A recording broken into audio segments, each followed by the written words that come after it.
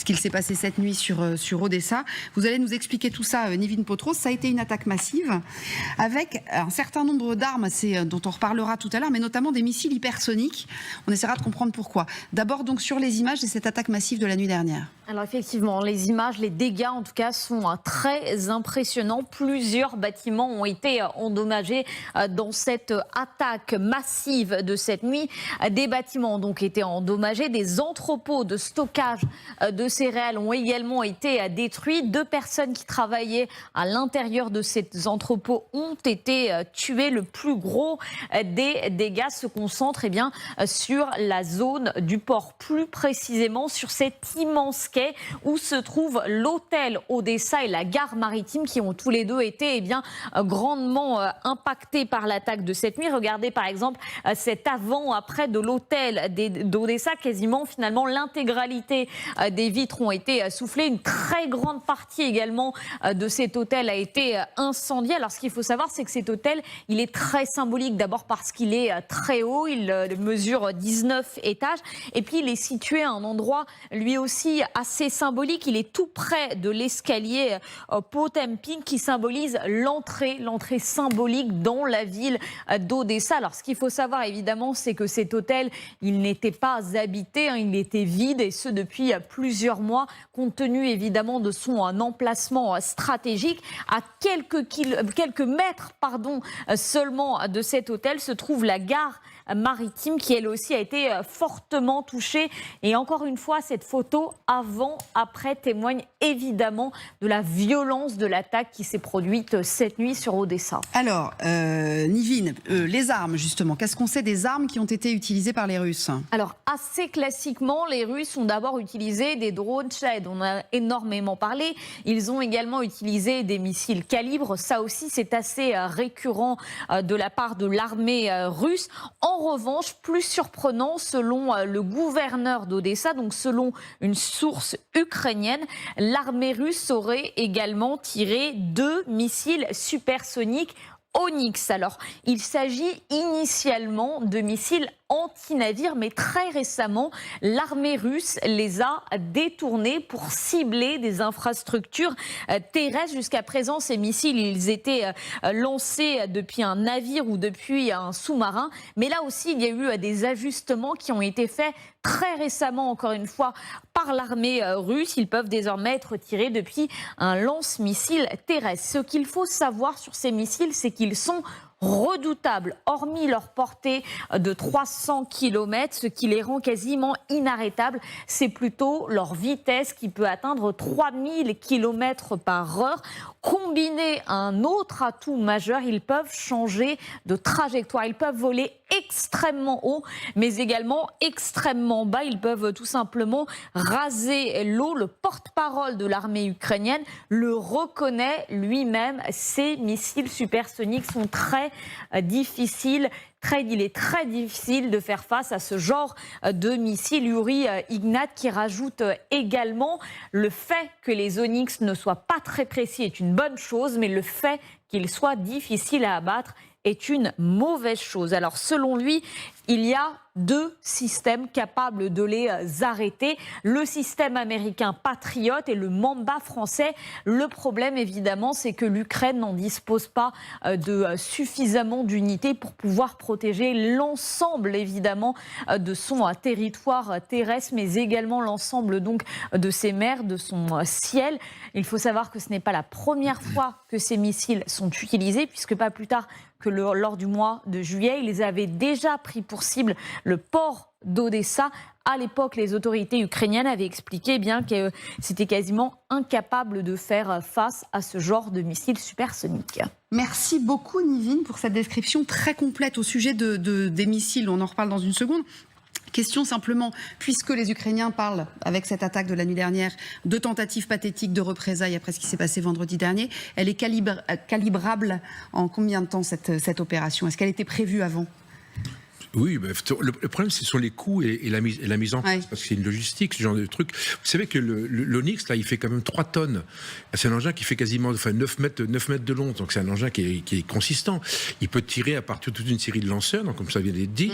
Donc c'est un engin qui est multifonction. Le deuxième point, c'est contrairement à ce qui a été dit, c'est vrai que le Patriot peut le détruire uniquement quand il est en phase haute. Ah oui. Donc c'est le choix haut. En fait, il monte très haut, après il pique. Le deuxième point, c'est qu'il est comme le scalp. Il va à 20 ou 30 mètres du sol, et puis alors là, le Patriot, il voit rien du tout. Rien, et aujourd'hui, on voit bien que les missiles qui servent à taper sur cette ville, alors ils ne sont pas précis. C'est pour ça qu'ils tapent dans une ville. Ils ne seraient pas capables peut-être de tirer sur un bâtiment comme l'ont fait les Ukrainiens vendredi. Donc ils ne sont pas précis, mais c'est vrai qu'ils en ont un certain nombre. Des engins qui sont déjà relativement récents, que des engins qui ont relativement anciens, qui ont une vingtaine d'années déjà. Donc ils ne sont pas assez précis. Mais n'empêche que quand vous avez des flottilles comme ça qui partent, c'est relativement impressionnant. Donc ils peuvent casser la ville, quoi. Oui, c'est ça. Ils peuvent casser la ville. J'ai écouté ce que disait l'amiral Vichot ce matin. Il était invité chez Elisabeth Martichoux. On lui a posé la question, évidemment, au sujet de ces Onyx. Pour lui, ça montre quand même quelque chose sur les stocks d'armes russes. Écoutez. C'était la réponse bien sûr à l'attaque sur Sébastopol. Alors ils n'ont pas pu viser le quartier général ukrainien parce qu'il est certainement beaucoup mieux protégé et puis surtout ils ne savent pas où il est. Mais donc ils s'en sont pris à un immeuble civil symbolique dans le port et ils ont utilisé un missile anti-navire de surface, ce qui veut dire confirme. Oui, le Nyx, mais c'est un missile anti-navire de surface. Il est très difficile à intercepter, mais surtout, ça montre qu'ils n'ont plus de missiles sol-sol, voire même de missiles mer-sol. Et ça rejoint ce qu'on sait aussi des forces russes, qui est que, quoi qu'ils en disent, ils ont quand même beaucoup de mal à remplacer les missiles de précision. Alors, est-ce que c'est un problème pour eux, Ulrich Bonnat, de ne pas avoir de missiles de précision? Ils ne sont pas complètement perturbés par le fait de ne pas faire des frappes précises, les Russes. Oui, alors déjà, il y a ça, effectivement. Ouais. On a du mal un petit peu à savoir pour ce qui est des stocks des missiles de croisière russes. Effectivement, oui, il est certain que la Russie en tire plus qu'elle n'est capable d'en produire, ça c'est une certitude.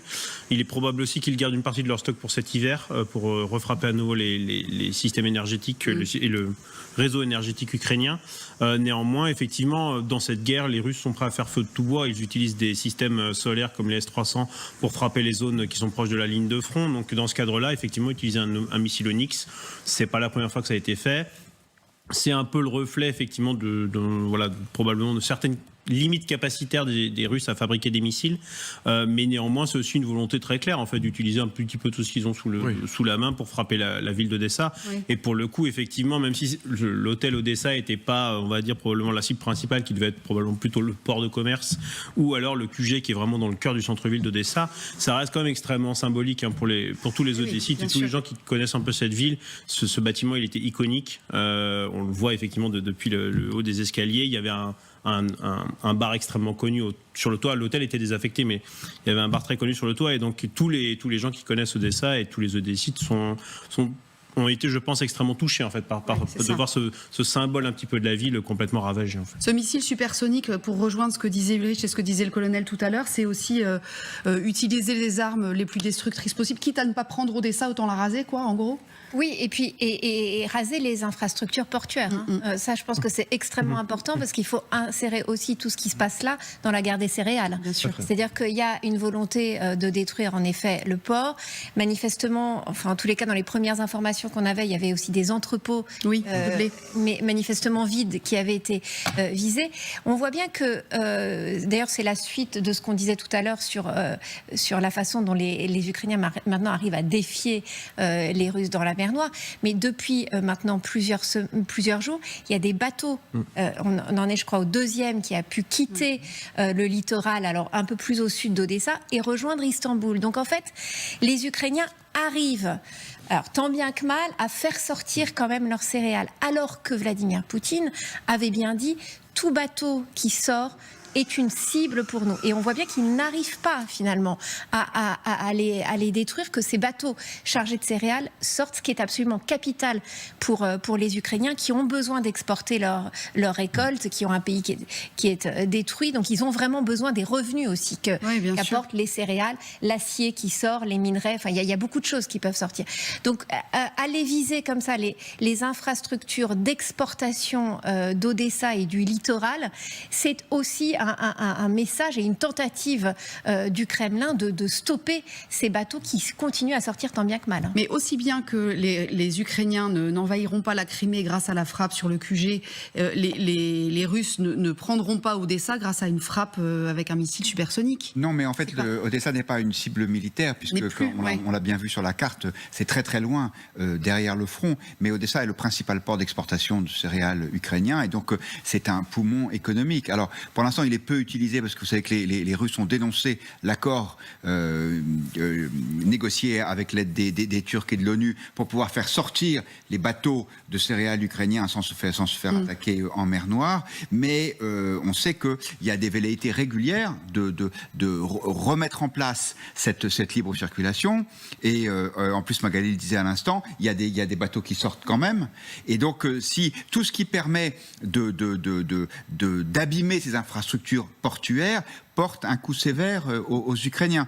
On voit d'ailleurs que les Russes ont attaqué aussi, ont envoyé des missiles encore plus à l'ouest sur le long de la frontière roumaine.